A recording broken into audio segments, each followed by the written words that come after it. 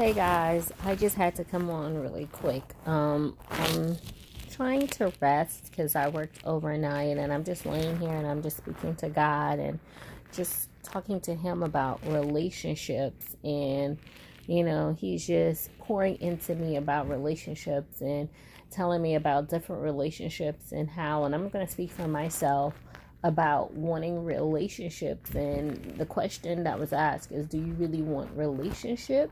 Because with relationship comes fellowship. And with relational stuff, you have to relate not only to that other person, but you have to really be able to be relatable. So you have to relate to their needs, their wants, their desire, how to be able to compromise, be on one accord. So he was just telling me in order to be in a relationship, you have to be relatable to the next person. He was like, that really includes fellowship. That includes being in commune with that person, being connected to that person, being able to go and fellowship with happy fellowship, good conversation, laughter, happiness, being able to share those good moments, bad moments, those sad times, being able to be vulnerable, being able to let your hair down, being able to trust that person wholeheartedly. And he was speaking directly to me because when the question was like, do you really want relationship? Because if you want relationship, you have to be able to fellowship.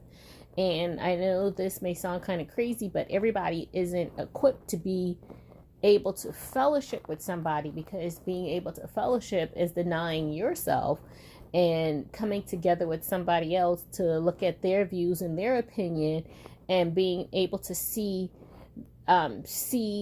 their views and their opinion without becoming offensive or offended by what they say, knowing that everybody is an individual and you don't have to have the same views or beliefs. Long as you come together and be able to communicate effectively. So the one question he asks is, do you really want relationship? Were you seeking companionship? Or were you willing or wanting to fill a void?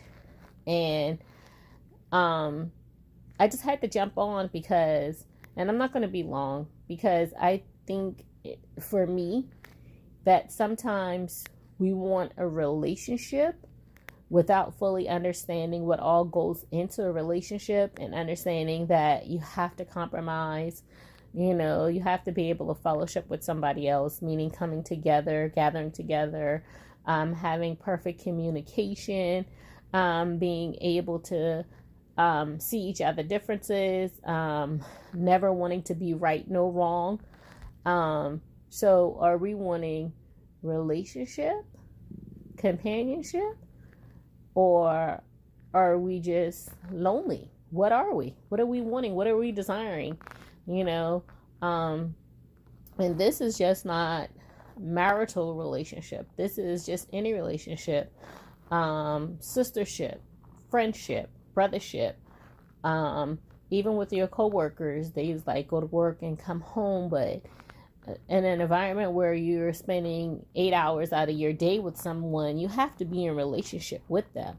So what type of relationship are you seeking to be with that person? You can be cordial and nice, or you can be mean and nasty. So what type of relationship are you seeking? What are you seeking? How do you seek it? How do you know that that's the relationship that you need to be in, or that you desire? I was reading this morning and just reading about Paul and his relationship to the church, and how he just wanted everybody to get saved. So Paul's relationship was more of a fellowship, of a gathering of like-minded people. He wanted people to come together and be on one accord. And even though they may have a difference of opinion on how to do things, he wanted everybody to be able to come together in Jesus' name and to be saved. He was a discipleship, and his main goal was to tell the good news, to let people know, hey, I've been through the fire, I've been through this, but I just want you to know that God still loves you, you know.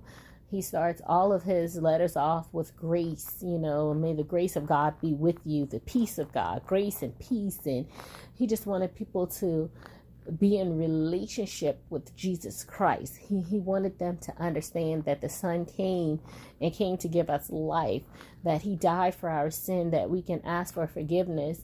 And he just wanted us to know that God loved us, that he loved us. He gave us his only begotten Son, that he loved us. And just reading the different letters into the different churches, Paul had a heart for the people. And his desire was to be relational with everyone, but then also to be relatable, to be understandable. He came so we can have life. So, you know, he was like, God came so we can have life. So Paul said the same thing, like, he's coming, you know, I'm giving you this so you can have life and have life more abundantly. So I just want you to think about that today. Like, what type of relationship are you desiring? Like, are you really ready for a relationship?